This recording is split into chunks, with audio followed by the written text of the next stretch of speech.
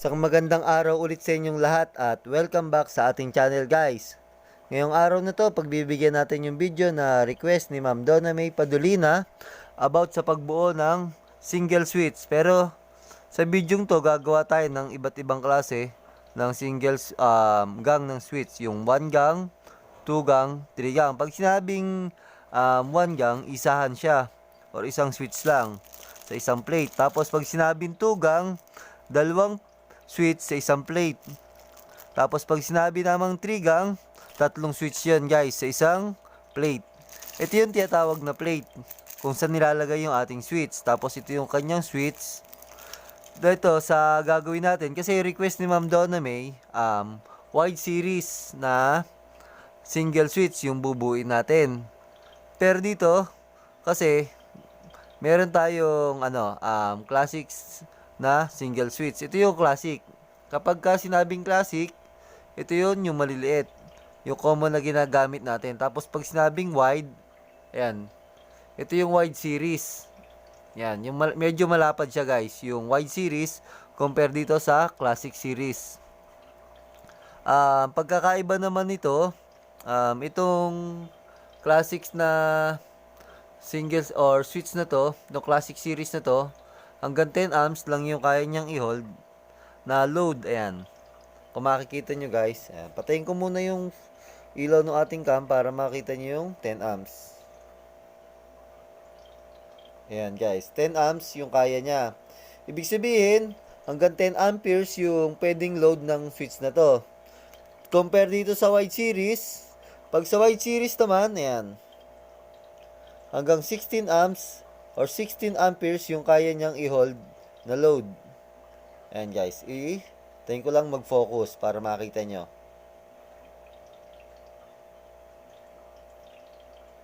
Ayan, 16 amps yung kaya niyang i-hold. Pero syempre, nakalagay sa ating switch 10 amperes tsaka 16 amperes. Hindi porket nakalagay dyan or nakasulat nyo dyan na 16 amperes, ito sasagad nyo na yung kanyang load. Kailangan, meron pa rin siyang safety factor. Ano ba yung sinasabing safety factor? Kailangan, hindi siya masasagad ng 16 amps. Kagaya itong wide series na to. Yan, balik natin yung ilaw. Dapat, kailangan 80% lang yung total load na magiging karga ng isang switch nitong itang 16 amperes na to. Ayan guys, kung halimbawa, meron kayong 16 amps na switch, kailangan hanggang 12 amps lang yung ating magiging load ng isang switch na to, itong 16 amps. Then kung 10 amps, consider sa 80%, meron kayong 8 amperes lang na magiging load nito. Para hindi masagad siya kasi, kumbaga, may tendency rin kapag ka nasagad yung ating, although kaya niya, pwede pa rin siyang masunog yung ating switch kapag ka medyo nasagad yung load niya. Kaya mas maganda, kahit sa mga breaker, merong 80% safety factor. Ngayon, punta tayo sa mismong request video ni Ma'am Donna May. Unahin natin yung kanyang request na single switch. Buksan natin yung ating plate. Ito kasing nabanggit ko nga itong switch natin. Either wide series man yan or classic series, pares lang yung pag-assemble niya. Pakita ko sa inyo kung paano. So itong plate natin, inopen natin, ayan.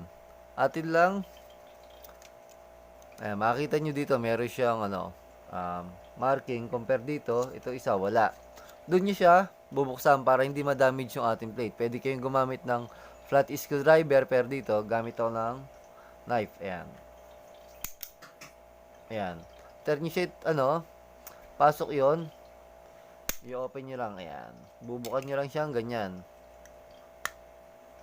Ayan, tapos, kuha tayo ng isang switch. Pagpasok naman or pagkakabit naman ng switch dito sa ating plate, ganito lang. Kung makikita nyo to, yung metal na yan guys, papasok niyan doon sa butas na yon, ayun. Doon sa dalawang yon. Tapos, ipe-press nyo yan dito, sa side na to, para kumapit siya. Ayun. Pag marinig nyo na yun, yung nag-click na yun, ibig sabihin okay na siya. Ayan. Para kahit i-push nyo siya, ayan, hindi siya matatanggal. Yun yung pagkakaparehas ng wide series tsaka classic series. Pakita ko sa inyo dito sa classic series or rather sa wide series. Halos ganun lang din. Ito naman, wala siyang metal yung ating wide series, pero yan, kung makikita nyo to, yan dalawang yan, tatapat nyo lang din doon sa butas na yon.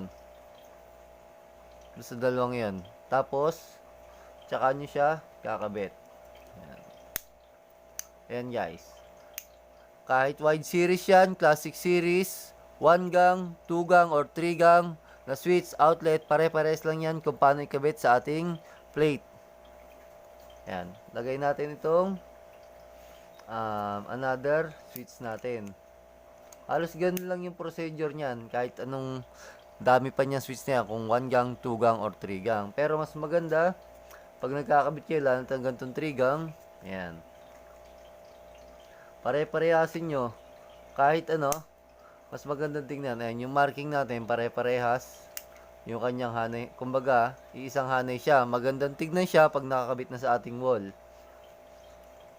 Tapos, pag jumper naman, pakita ko na rin sa inyo para, kumbaga, isang video na lang. Buuin mo natin itong isang classic series natin na tugang. Para, kasi, papakita ko rin sa inyo yung pag-jumper, guys. Para hindi na rin masyado kayong, kasi, nakakabitin naman yung video kapag kahit lang magbubuo lang tayo ng switch, medyo mabilis lang, guys. Kaya, pakita ko na rin kung paano i-jumper yung 2 gang tsaka 3 gang. Kasi itong single switch, itong 1 gang, either classic man yan or wide series, hindi na natin kailangan pa mag-jumper kasi yung line tsaka yung return or yung line na galing sa mismong power source or sa circuit breaker, dito lang yan sa side na to. Tapos yung return, pag sinabing return nga pala, siya yung wire na galing sa ating ilaw diretso sa ating switch. Dito lang yung sa side na yan. Yan dalawang ito, guys. Ayan. Itong side na to, yung ating live, tapos yung ating return.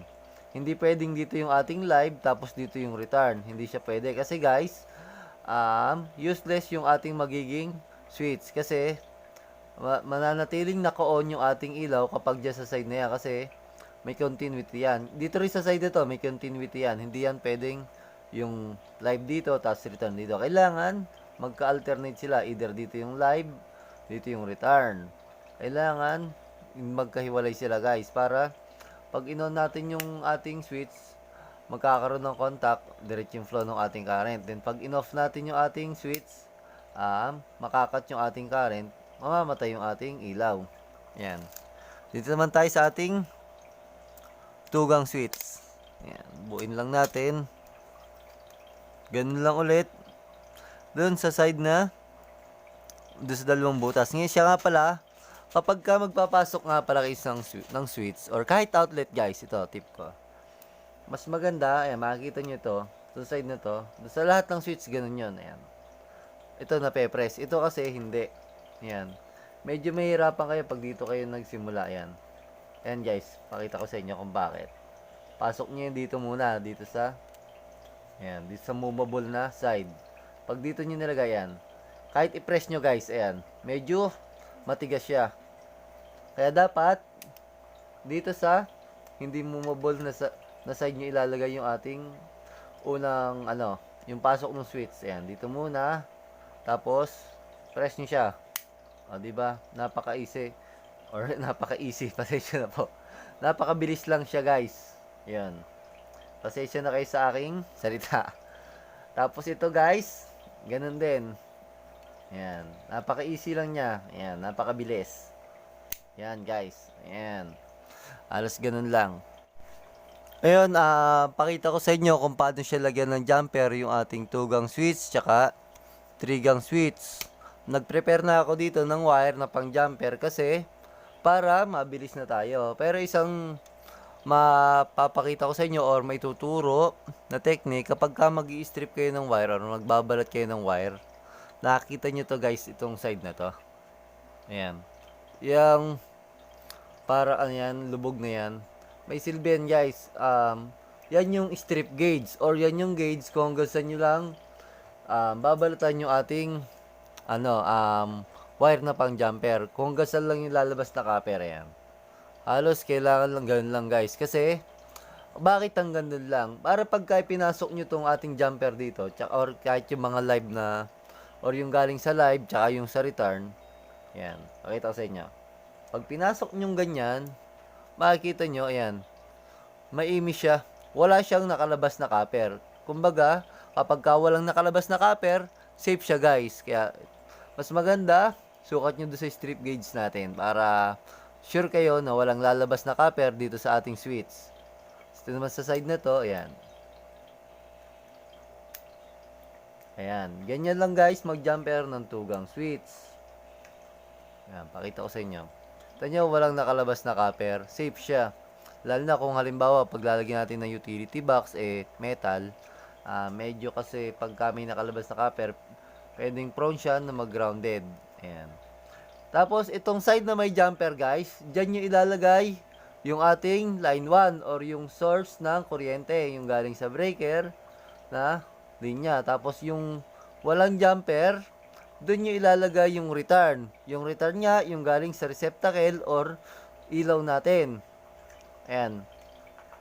Bali, ganyan lang yan guys. Kung halimbawa tugang, di dalawa yung return natin. Kumbaga, dalawa yung galing sa ilaw natin. Ayan, bali ganyan lang yung mag-jumper ng tugang switch. Compare sa ating outlet, di ba kapag ka tayo nagja-jumper ng outlet, dalawa yung ating jumper. Di sa switch, laging isang side lang. Yun lang galing sa line 1 or do sa live natin. Yun lang yung lalagyan natin yung jumper para makapagbigay ng current sa another switch. Ayan. Ganon din sa ating 3-gang switch. Ayan, pakita ko sa inyo. Pag 3-gang switch naman, syempre, kailangan yung ating jumper. Ayan. Meron ng jumper sa side na to, lalagyan din natin. Para itong isang switch na to, magkaroon ng current or kuryente galing do sa ating live. Kasi pagka hindi natin nilagyan yan, ito lang meron, ito lang dalawang switch na to yung gagana. Itong isa, wala. Ayan.